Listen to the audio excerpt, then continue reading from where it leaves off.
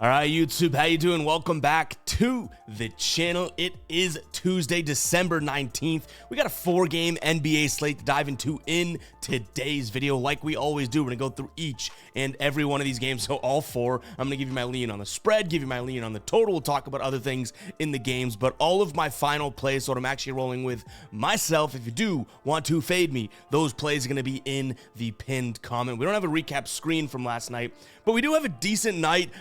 If you guys weren't aware, we lost power for pretty much damn near the entire day yesterday, so we made a video with just our 5 favorite plays. We ended up going 3 and 2. The problem is 2 of those plays were leans that we locked in the video, but in hand up, I didn't tell you guys that we locked those leans in. So just for record purposes, I feel like it's fair for me to end up counting those as just half unit plays instead of full unit plays.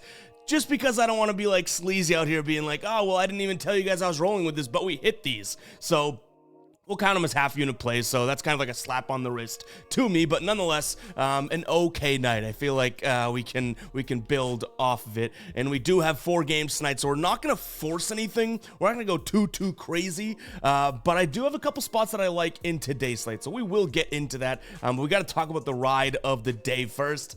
The ride of the day comes this close to cashing. Harry had the Knicks team total over 115.5. He says that should get your power back on. Well, luckily National Grid handled it because the Knicks only finish at 114. So damn close, 1 basket away from covering, so we had to drop the womp, but I did like this spot here from Harry with that Knicks team total. If you guys do want to be the ride of the day, all you got to use is that hashtag ride of the day in the comments, fademe.store if you guys want to pick it up. Drop an absolute banger of a pick. I'm picking one person's play and jumping on board, and you guys get a shout out in the next video, win or loss. I'm also posting the ride of the day. You guys are getting shout outs on Twitter or X at EvGuyBoston. Make sure to go follow me there. Following everyone back as of late, so if you want to DM me, get in touch with me, hit me up over on Twitter. But yeah, we've had a few L's in a row here after a really good streak of the ride of the day. We've had 3 L's in a row, I think, so it's time for us to get back on the dub train in terms of the ride of the day. So drop some damn good plays in the comments. Let's go ahead and jump into game number 1 here, guys. Obviously, go ahead, hit that subscribe button, hit that like button as well. We're almost at 44,000 subscribers, which is, I still can't believe you guys. I'm not gonna say that, you know, I don't know. It's just crazy to see these numbers where it's like, I told you guys, what, a couple videos ago, I was like, yeah, we just passed 42,000 subscribers. How are we almost at 44,000 subscribers? Like, are you guys that big of psychos? Seriously? In the middle of a losing streak? In the middle of a slump? You guys are crazy. But nonetheless, let's go ahead and dive into game number 1 here. We got the Pelicans taking on the Memphis Grizzlies. Right now, Pel's sitting at 7-point favorites at home. The total sitting at 232. Big news for this game. Ja Morant is eligible to return. Does he play a full assortment of minutes? Yada, yada, yada. I'm not exactly sure, but it's not like he's coming back from injury, right? Like, he's coming back from being suspended. So if he's been working out, he's in shape, he probably is going to start and play. It's not like he's got to work his way back into being in basketball, you know, health, maybe basketball shape, perhaps. But nonetheless, I'm not going to put too much weight into that. The dude's been out for a while, right? So I don't want to necessarily say that he's going to come back in and absolutely make this Memphis team a playoff team or anything like that. Like, I got to see it first. So for this portion, or for this game and this portion of the video, I'm going to lean towards the Pelicans here, minus the 7 points. But I'll tell you what, and I'll be completely honest, Ja Morant coming back may keep this as a lean instead of just, you know, locking in as a final play, because he is electric, he is explosive. Like, this is obviously a Ja Morant that we could see change the game. I just want to see it first before we end up flipping to the Memphis side, right? So I'll lean Pelicans, but we might leave it there in terms of a final play. In terms of what we have for a total here, 232.5, I like the under, but I'll tell you what, guys, this past week, if you go back and look at the videos and look at what we have lost in terms of final plays, which again, I keep saying our leans have been spot on. It's just a matter of like the threshold of what we make final plays has been negative, you know, last few days here. But unders have been a huge huge part of why we've been losing. We've been calling unders and losing them by, you know, like 3 to 5 points, which means we have the right read on the game, but I don't think the lines are where we need them to be. So I'm going to lean towards the under, but I'm shaking in my boots and a little puss ball over here in terms of pulling the trigger on unders, you know, moving forward until we start to see some of these go through. So I'll lean towards the under, but I don't think that makes its way into being a final play either, if I'm being completely honest. I also have a player prop that I don't mind in this spot. CJ McCollum over 3.5 rebounds. He hit this in 2 straight games against Memphis. He hit it this year already, and then he hit it end of season last year. We had 10 rebounds. This is a Memphis team that is allowing the 3rd most rebounds to the point guard position. So, you know, it's decently juiced at -145, so obviously favored to hit, but I don't really hate his spot in this either, you know, especially if, you know, all eyes are on John Moran and everything like that. Like, John Morant's not coming back and boxing out a point guard, right? So I don't mind that spot either, but keep an eye on the pinned comment to see if we roll with anything in this game. All right, next up, we have the Bucks taking on the Spurs.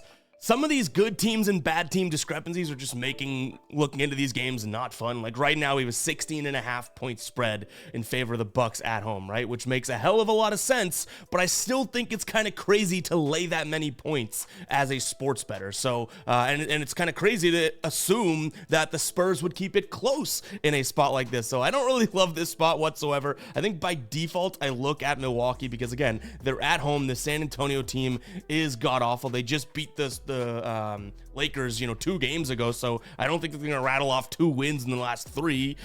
Keeping it close is also just, like, in my opinion, out of the question. Like, we saw San Antonio get blown out by New Orleans. They lost by 36 to New Orleans. The Bucks, in my opinion, are better than New Orleans. We saw the Bucks just beat Detroit a few nights back by 30 plus. Like, I'm not going to be laying 16.5 points, but that does not mean I'm taking it on the other side either. The talent discrepancy between these two teams is just too crazy here. And if I'm not mistaken, Victor Wembanyama is out, which is like, okay, so what do the Spurs have to offer, right? So yeah, I lean towards the Bucks, but guys, I'll tell you right now, I'm probably leaving that as a lean. Maybe Bucks if they give you some sort of odds boost in any sort of you know, parlay that you throw in them on the money line or something like that. I'm not sure, but the total is sitting at 249 here. I do think that there's going to be a lot of stat opportunities, at least first half stats for some players here. I really, if you're looking at Bucks stats, I don't think that I'd, you know, strongly consider a lot of, you know, if you can get, you know, first quarter or first half stats. I think that that's where the thing is. I don't think I'd consider a lot of player prop stats long term, because if this is a blowout, we don't want to get killed by, you know, Giannis or some guys playing, you know, way less minutes than they normally would. But 249 is obviously a very, very high number, and I see why. But again, I'm going to lean towards the under because I don't think the Spurs are going to pull their weight in this spot. But last time we did that, we got a little, you know, we got a little burn because we took the under in the Spurs and the Pelicans game. I think it was under, what, 238.5, which is very similar to this number. Actually, not really. It's like 10 points more. But we saw them finish at 256 against the Pelicans, which obviously crushes this line still. So I'm leaning towards the under. And I actually don't hate the under here. Like, this could be a final play. But like I said, I'm a little scared of unders as of late. Name another person giving picks on this platform that admits when they're scared, because I'm scared shitless of unders right now. But I just can't really see the Spurs, you know, contributing too much to this score overall in terms of getting this to 250. But could the Bucks go and drop 150 themselves? Sadly, yes. But like I said, there's a few different player props spots that you could look at here, but I would consider a decent amount of, you know, first quarter player props. But in terms of full game, Giannis's spot here, the Spurs allowing plenty of assists to the power forward position, and his line set at 4.5 right now. He's averaging almost 12 potential assists per game over his last 10, so could have some sort of an edge there, but you don't want to get burned by the blowout. All right, guys, before we get to the back half of the slate, let me talk to you about Prize Picks. They have a couple cool things going on right now. It's Tuesday, so they'll be dropping a Taco Tuesday. If you don't know what that is, they discount multiple players for the day, so you guys can throw those into your slips. An amazing thing they've been doing since pretty much day one. But what I like that they're doing, and we capitalized on this, follow me on TikTok, for the NFL week last week here. They have Demons and Goblins on the board now, which is really cool. They have alternate lines available, which is is something that they were lacking for a little while. So they listened to the community, threw them in. But the demons are, the harder ones to hit, but you get a better payout. The goblins, easier ones to hit, but the multiplier is not as great. Make sure to go check out PrizePicks, guys. You can use the link in the pinned comment, or you can download it and just use code GuyBoston. You're gonna get your deposit doubled, absolutely matched. You throw in $50, they'll give you $50 more. You'll have a new account balance of 100. It's an absolute no-brainer. You get these discounts for obviously the the Taco Tuesdays, as well as taking advantage of some of these goblins and demons. And they have a Kevin Durant free square out right now. Will he score 1 point on Christmas? You tell me. Go check out PrizePicks, guys. That link is in the pinned comment. All right, we got a pretty good game on our hands here. We got the Warriors taking on the Celtics. Every single time I see this matchup, I'm thinking back to the finals in which the Celtics kind of got their pants pulled down by the Warriors. But right now, the Warriors pretty heavy underdogs at home, and the total sitting at 231.5. I understand why they're heavy underdogs. Like this, to be completely honest, right? This isn't the best of Warriors team as of right now. They've won 2 straight games. Brooklyn, I'll give them credit for it, but then beating Portland by 4 points, like that doesn't seem like it's all that much of a big feat. That was actually one of our biggest leans that we didn't make a final play, which is like the story of our last week, right? Portland plus 5.5 there. Whereas the Celtics are kind of on a roll here. 8 of their last 10. They've covered 6 of their last 10. They've covered 4 of their last 5. The only issue is that they have been a freaking weird team on the road, and I'm a Celtics fan, so I watch every one of these games, every dribble of a Celtics game, and they've been a different team on the road here. And in fact, they're 14-0 straight up on at home here, right? They're 6-5 on the road. Like they're not a world-beating team at home. That being said, are the Warriors in a spot in which like they're just not as good as we'd maybe like to think they are? That's what I think it comes down to. I do think the Celtics can win this game by 6 points. I would much rather this be about a 3.5 point spread, because I have this game pegged as a Celtics winning it by 4 points. But the line is 5.5.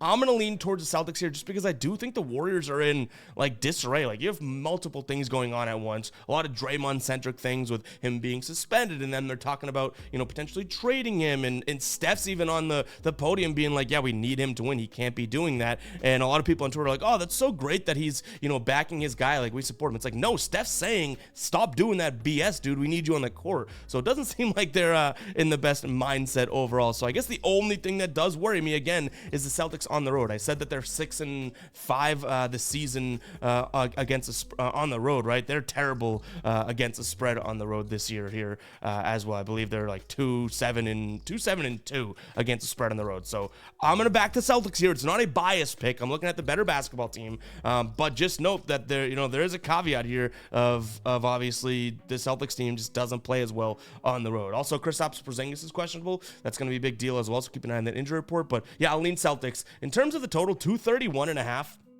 I think this one gets up and over. I've been talking about obviously the Celtics team on the road as a bad thing, but their defense isn't as great as it is at home as it is on the road. So there could be a few extra points here coming in from the Warriors. And in terms of what we've seen from these two teams playing, last time they did play was last January. It was a 121-118 game. It did go to overtime, but obviously smokes this total. So I'll lean towards the over just because I do think that I like that spot. If this were to get up to like 237 maybe, I'd probably not consider it, but for where it is right now at 231.5, I don't hate it. So guys, I say it all the time, keep an eye on the pinned comment.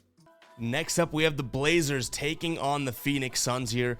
I've been kind of talking about the Blazers as a decent cover team as of late, right? Like, this is a team that, when at home, they do seem to pull out some decent covers. The Suns, though, I feel like at some point we gotta realize that the Suns may sort of hit their stride. They didn't cover against Washington the other night. They played decent basketball, though. Like, this is a weird little spot for me, because it's almost like I'm reading into it saying, okay, well, the books are laying 7 points as the Suns. It tells me they kind of know exactly what's going on here and what the read in the room is.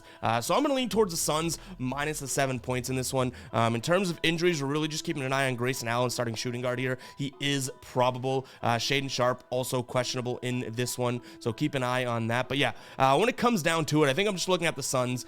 Better offense than what we have in Portland, right? Better 3-point shooting team than Portland. And obviously, I just think that this Portland team, that the teams that they're really good against are the true perimeter heavy teams, Golden State, that type of thing. Phoenix can mix it up. Even, you know, Devin Booker as their point guard isn't necessarily a strictly perimeter playing player, right? He loves the mid-range, loves mixing it up. So that's how I'm going to kind of read this Portland team moving forward, because I do think we have a decent sort of beat on when they're going to be competitive and when not. And this just doesn't seem like the type of team that they would be able to kind of, you know, align their defense and sort of dominate. Like we saw them keep it close against Golden State, right? I told you guys, this is a team that plays really good defense on the perimeter. Steph Curry had what? 7 points from one of the best shooters of all time. So it's like, yeah, Devin Booker's not a Steph Curry. Kevin Durant obviously isn't a Steph Curry. Teams that can get to the hoop or pull up from mid-range, I do think can have a lot of success against a pretty bad team here in Portland. So I'll lean towards the Suns minus the 7 points. In terms of the total, 231, I think this one goes up and over.